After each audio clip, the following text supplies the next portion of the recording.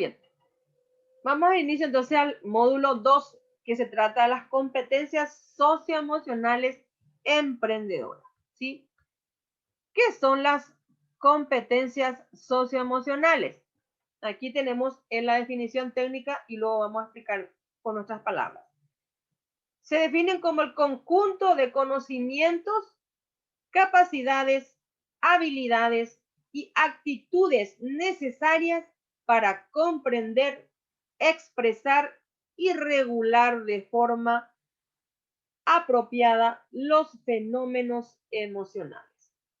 Dichas competencias hacen énfasis en la relación entre la persona y el ambiente y como consecuencia el aprendizaje y el desarrollo. En pocas palabras, ¿a qué se refieren las competencias socioemocionales emprendedoras? Realmente son las famosas habilidades blandas que siempre escuchamos, ¿sí? Las famosas habilidades blandas, habilidades sociales, ¿sí? En pocas palabras, el conjunto de habilidades y actitudes necesarias para interrelacionar, ¿verdad? Interrelacionarnos con nuestro ambiente, con las demás personas, ¿sí? Cómo manejamos nuestras emociones, cómo nosotros qué cualidades, qué habilidades tenemos nosotras para poder adaptarnos a nuestro ambiente, en pocas palabras. Esa es la competencia socioemocional emprendedora, ¿sí? Y justamente es muy importante esta parte porque no todas las personas somos iguales, no todas. Y algunas personas tienen de algún tipo de habilidad que otras personas carecen y viceversa, ¿verdad? Entonces, todas las personas somos diferentes en nuestras habilidades, en nuestros conocimientos, en nuestras capacidades, ¿sí? Y también en nuestra actitud, ¿sí? Y tenemos, para ser emprendedores, tenemos que tener ciertas habilidades, ciertos conocimientos, ciertas actitudes, ¿sí? Para que pueda marchar. En primer lugar, emprender y pueda prosperar nuestro negocio, ¿sí? Entonces, a eso se refiere cuando hablamos de las competencias socioemocionales emprendedoras. Vamos a ver un poquitito rapidito esta parte donde habla de estos tres conceptos que se tocan en todo lo que es dentro de lo que es el concepto de competencias socioemocionales emprendedoras. Habla de la capacidad, habla de la habilidad y habla de la competencia, ¿sí? Vamos a ver un poquitito la diferencia, ¿sí? Entre estas tres. Parecería que son iguales, pero no lo son, ¿sí? La competencia está en la cúspide, ¿se dan? La base es la capacidad. Entonces, vamos a explicar la diferencia. En primer lugar, la capacidad es el potencial para aprender. En primer lugar, es el potencial para aprender. Luego viene la habilidad, que justamente es el potencial para realizar. ¿Sí? Una cosa es el potencial para aprender, es la capacidad. La habilidad es el potencial para realizar. ¿Sí? ¿Se dan cuenta? Capacidad para realizar. Y por último, la competencia, ¿qué es? Es la capacidad para realizar, ¿sí? Es la capacidad para realizar, ¿sí?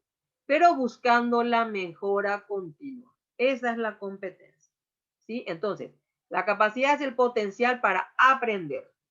La habilidad es la capacidad para realizar. Y por último, la competencia es la capacidad para realizar, pero buscando una mejora continua. ¿Se dan cuenta? Entonces, estos tres conceptos son muy importantes que puedan comprender para este módulo, ¿sí?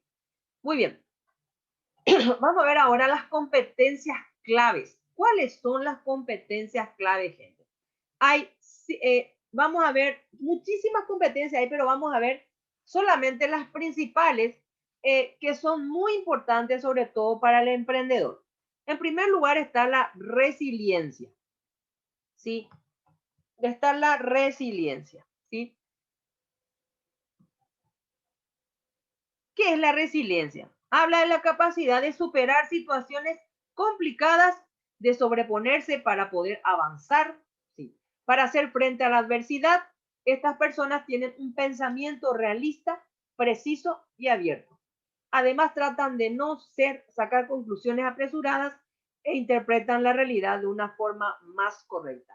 Aquí le está definiendo a una persona resiliente. Entonces, ¿qué es la resiliencia? Es la capacidad de superar las situaciones adversas y complicadas de la vida, ¿sí? O sea, en pocas palabras, es resiliente aquí la persona que tiene esa capacidad para sobreponerse a situaciones difíciles, ¿sí? Personas que han pasado por situaciones complicadas y difíciles y han podido sobreponerse, levantarse y continuar su camino y seguir adelante.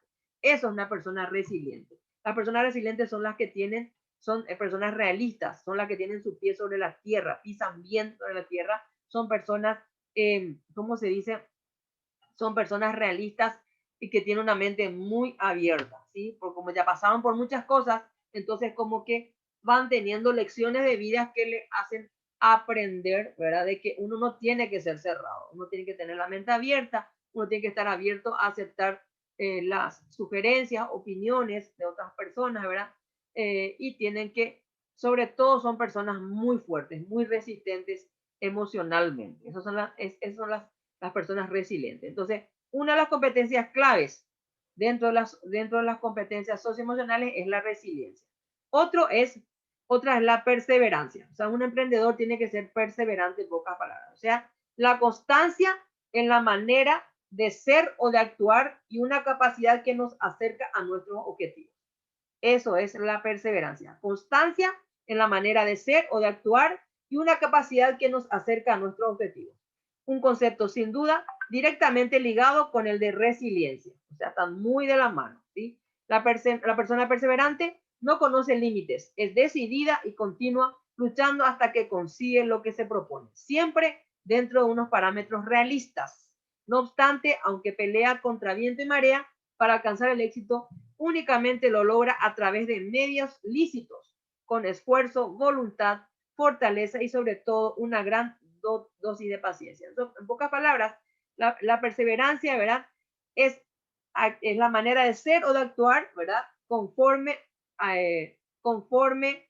a nuestros objetivos. O sea, ser perseverante es insistir, persistir en nuestros objetivos, pero dentro de unos parámetros realistas. O sea, tenemos que insistir y persistir siempre y cuando nos demos cuenta de que realmente eso puede funcionar. Pero hay un momento dado que nosotros nos damos cuenta que no va a funcionar eso, no seamos tercos, tenemos que tener la capacidad, la mente abierta para poder discernir, ¿verdad? Diferenciar de que es distinguir de que este emprendimiento no va a funcionar, entonces a lo mejor tenemos que reinventarnos, ver hacia otro rubro, hacia dónde irnos. En el siguiente módulo juntante vamos a hablar sobre eso, ¿verdad? De que no tenemos que hacer la idea de negocio porque nos gusta nomás, sino que tenemos que hacer una idea de negocio que satisfaga las necesidades de los clientes. Entonces, perseverar y persistir dentro de los parámetros normales, ¿sí? Pero no, por ejemplo, con el primer fracaso ya tiras la toalla, cerras tu negocio y ya te vas a otra empresa a encerrarte. No. El emprendedor tiene que ser perseverante, tiene que persistir, pero no tiene que ser sin llegar a la terquedad, sin llegar ¿cómo se dice? Al extremo de ser cerrado y seguir insistiendo y seguir perdiendo dinero. ¿Ok? Muy bien. Otra competencia clave es el control del estrés. Dice, todo el mundo se siente estresado de vez en cuando. Algunas personas pueden lidiar con el estrés más eficazmente o recuperarse de los acontecimientos estresantes más rápidamente que otros. Hay diferentes tipos de estrés, todos los cuales conllevan riesgos para la salud física y mental. Un factor estresante, ¿sí? Puede ser un acontecimiento que ocurra una sola vez y que dura poco tiempo. O puede ser una ocurrencia que continúa durante un largo periodo de tiempo. El estrés a largo plazo puede perjudicar tu salud. O sea, en pocas palabras, otra competencia clave es el control del estrés. O sea, todos estamos, ¿cómo se dice? Con peligro del estrés todo el tiempo, expuestos al estrés todo el tiempo, ¿verdad? Pero sobre todo los emprendedores, obviamente, porque tienen muchísimos puntos, muchísimas preocupaciones a la hora de emprender, obviamente entonces están muy sometidos al estrés. Pero si vos sos una persona que tiene un manejo emocional, inteligencia emocional adecuada, ¿verdad? Entonces tiene que tener un control del estrés. Entonces tiene que dejar llevar por el estrés, sí. Entonces tiene que saber cuándo bajar sus revoluciones para que no le afecte la salud. Porque acá, como acá explica el control, la parte del estrés, puede ser o leve, o puede ser crónico y ya después puede ser ya muy peligroso, como en el caso, por ejemplo, de los que empieza con el estrés, ansiedad y luego llega al pánico, ¿verdad? Los ataques de pánico. Eso ya es un nivel extremo de estrés, ¿sí? Que es realmente muy perjudicial para la salud. Entonces, tenemos que evitar llegar a eso, ¿verdad? Otra competencia clave es la empatía, muy importante, ¿verdad? Muy importante. Se trata de la habilidad humana que hace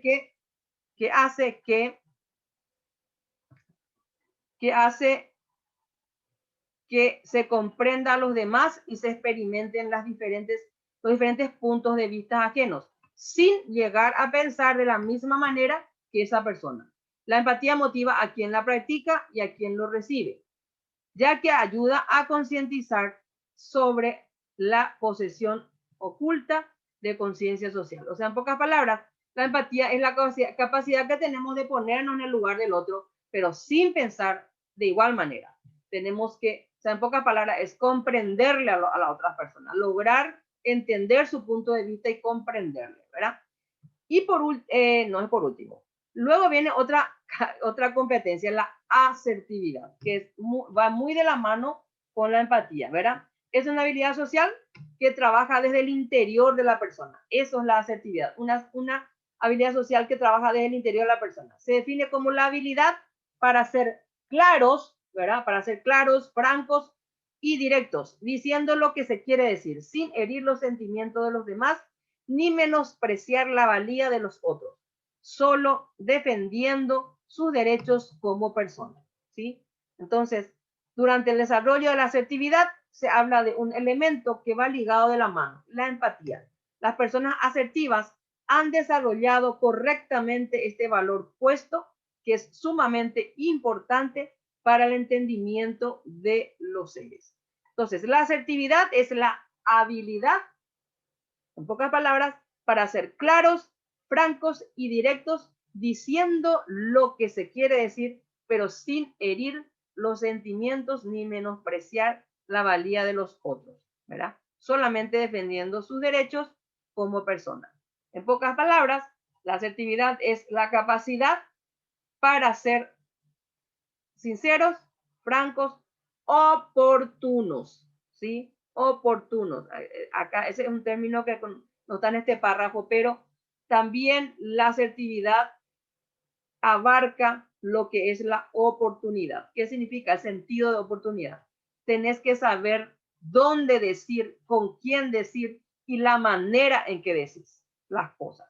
Eso es la asertividad.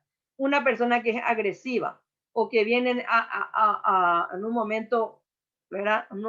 Inoportuno a solicitar algo, entonces esa no es una persona asertiva. Y después también está el liderazgo educativo y el trabajo en equipo y por último la resolución de conflictos. Bueno, entonces estábamos viendo las competencias claves, ¿verdad? Dentro de lo que es el módulo de competencias socioemocionales emprendedoras. Estuvimos viendo en primer lugar la resiliencia, ¿sí? Estuvimos viendo la perseverancia, el control del estrés, después estuvimos viendo la empatía y nos faltó también estuvimos viendo la asertividad y nos faltó liderazgo educativo, nos faltó lo que es trabajo en equipo y resolución de conflictos. Entonces, esas son las competencias claves que vamos a ver. Existen muchísimas competencias, ¿verdad? Pero estas son las que nosotros pensamos que tienen que tener los emprendedores para poder emprender con éxito, ¿verdad? En primer lugar, la resiliencia, que hablamos que es la capacidad para reponerse adversidades, ¿sí? A las situaciones difíciles de las personas, digo, de la vida, ¿verdad? Luego vimos lo que es la empatía, la perseverancia, ¿sí? Que justamente es la capacidad que se tiene, ¿sí? Para actuar, ¿sí? De una manera determinada, por ser persistentes, perseverar en el objetivo, ¿sí? De cierta manera, pero con ciertos parámetros, ¿sí? Sin llegar a ser extremista o terco, ¿verdad? Tenemos que saber diferenciar cuándo tenemos que parar con un rubro y reorientar nuestro, ¿cómo se dice? Nuestro objetivo, ¿verdad? Nuestro objetivo como emprendimiento. Tal vez tendríamos que, como dije, reinventarnos y empezar pensar en un nuevo rubro en el cual emprender, ¿verdad? Pero no dejarnos vencer a la primera. Eso también es una de las, ¿cómo se dice?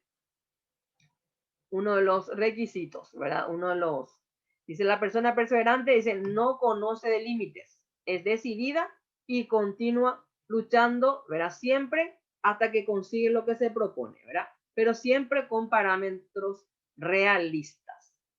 Otra competencia que vimos, el control del estrés, que vimos, ¿verdad? Justamente es el estrés, justamente es la situación máxima en donde el ser humano siente, ¿verdad? De tanta presión, justamente puede llegar a un cuadro alto de estrés. Tenemos que evitar llegar a eso, ¿verdad? ¿Por qué? Porque el estrés máximo puede ya ser perjudicial para la salud, ¿verdad? Empiezan con ciertos síntomas, como por ejemplo la pérdida de memoria repentina, momentánea, ¿verdad? De repente ustedes se van, usted no les ha pasado de que de repente se van manejando por un lugar que siempre, ¿verdad? Por un lugar que siempre ustedes se fueron, por ejemplo, de su casa hasta su trabajo, y de repente miran y no conocen el lugar. Y uno dice, ¿dónde estoy? ¿Dónde estoy? Me siento perdido, ¿verdad? Eso, por ejemplo, es un síntoma de estrés, ¿sí? Por cuando estás hablando con una persona y te quedas en blanco totalmente. Ese es otro síntoma. Son pequeños síntomas que uno tiene que prestar atención, ¿sí? Entonces empezar a bajar las revoluciones. Quiere decir que algo, ¿verdad? Está causando ese cuadro de estrés. No sé si es mucho trabajo, mucha presión o presión en la casa, las cuentas, ¿verdad? Entonces, tienen que saber cuándo buscar apoyo psicológico, ¿sí? Tenemos que evitar llegar entonces al cuadro máximo. El cuadro máximo del estrés es ya los ataques de pánico. Los ataques de pánico, yo les puedo asegurar que es una de las cosas más horribles que hay, ¿sí? Porque es una sensación de muerte y realmente le hace cambiar al individuo en todos sus aspectos, hasta a veces en su personalidad inclusive, ¿verdad? De ser una persona así capaz, una persona de empuje, una persona segura. Por lo general, los que tienen ataque de pánico, por lo menos un cierto tiempo, ¿verdad? Durante un año, se encierran en sus casas, se encierran en su mundo, se vuelven personas inseguras, personas dependientes de los demás, ¿sí? No quieren estar solos, ¿sí? Son síntomas, son realmente horribles cuando le agarra el ataque de pánico a la persona. Después con el tiempo se va adaptando a su vida normal, ¿verdad? Pero se le quedan secuelas y esos ataques son recurrentes. De repente cada 3 meses, cada 6 meses, después cada año, después cada 2 años, así y así va avanzando. Pero cuando se va superando, pero es terrible, es realmente muy permanentemente la persona después del ataque de pánico queda con una sensación de, ¿cómo se dice?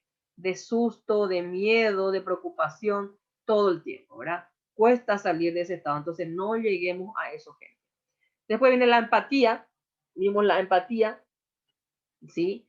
Que era la capacidad de colocarse en el lugar de los demás, ¿sí? La capacidad de colocarse en el lugar de los demás, comprender a los demás, experimentar lo que sienten, ¿sí? Pero sin pensar de igual manera, ¿sí? Después está la asertividad, ¿sí? Que es la habilidad social que se trabaja desde el interior de la persona, ¿verdad? Habilidad para ser claros, para ser francos y directos, diciendo lo que se quiere decir, pero sin herir los sentimientos de los demás, ¿sí? Sin menospreciarles, sin humillarles, ¿sí?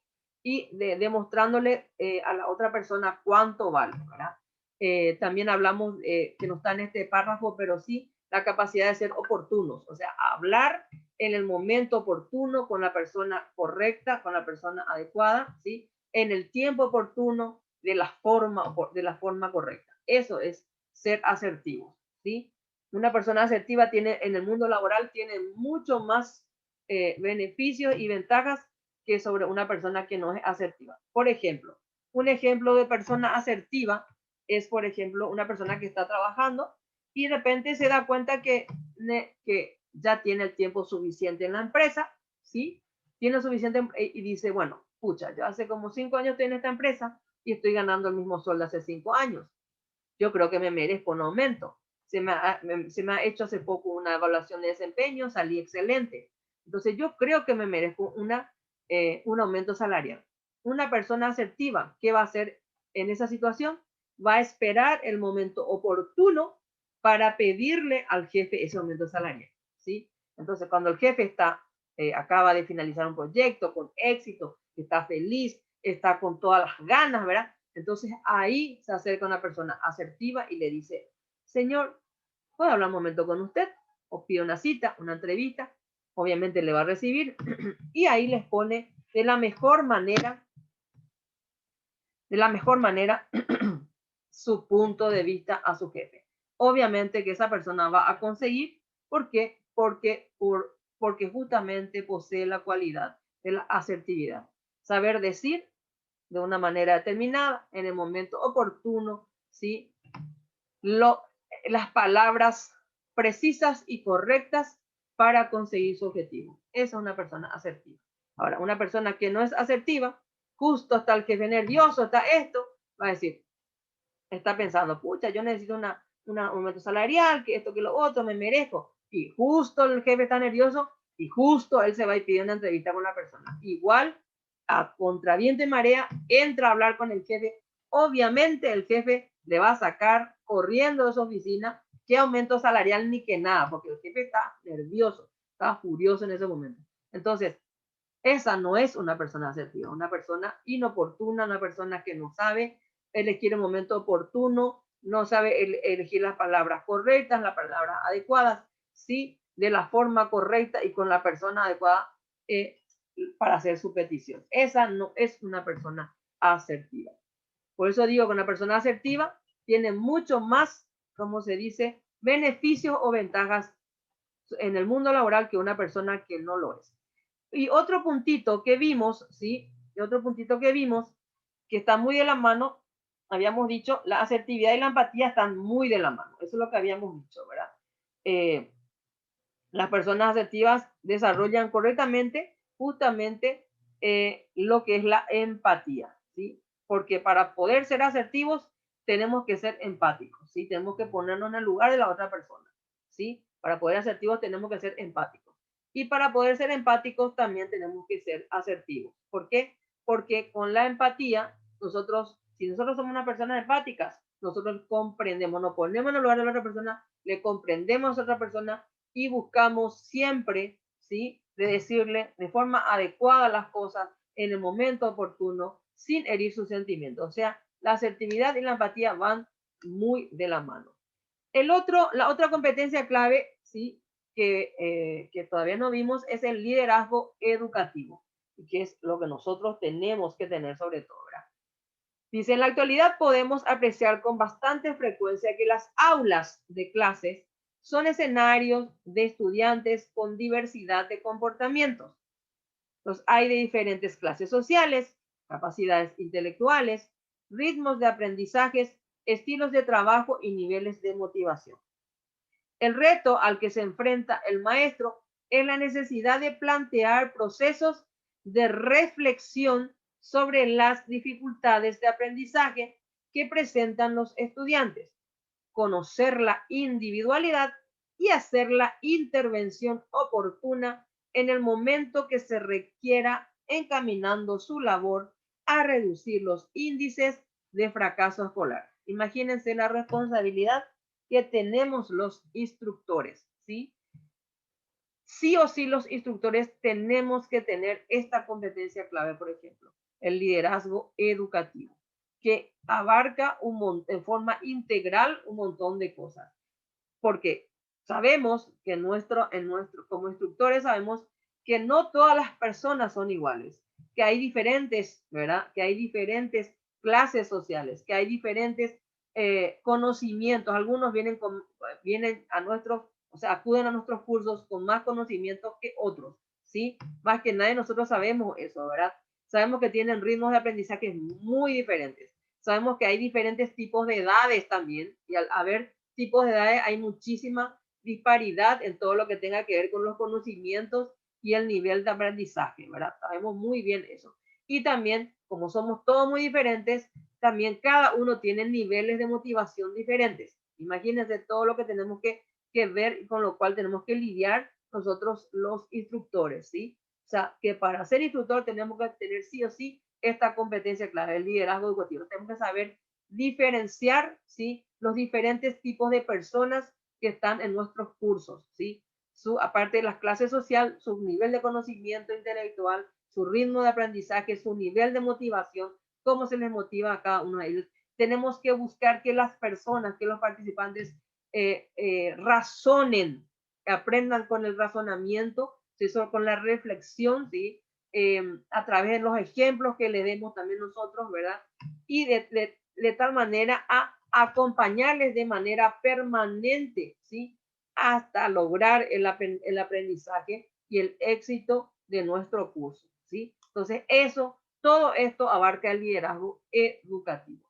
Luego está la competencia de trabajo en equipo. O sea, cuando trabaja en equipo, se aunan las aptitudes de los miembros y se potencian sus esfuerzos, ¿sí? Disminuye el tiempo invertido en las labores y aumenta la eficacia de los resultados, ¿sí? Los roles del trabajo en equipo se pueden definir, por tanto, siguiendo el esquema de las 5C: la complementariedad, la comunicación, la coordinación, la confianza y el compromiso, ¿sí? Entonces, lo que es el trabajo en equipo podemos resumir en el esquema de las 5C, ¿verdad? La complementariedad, la comunicación, la coordinación, la confianza y compromiso.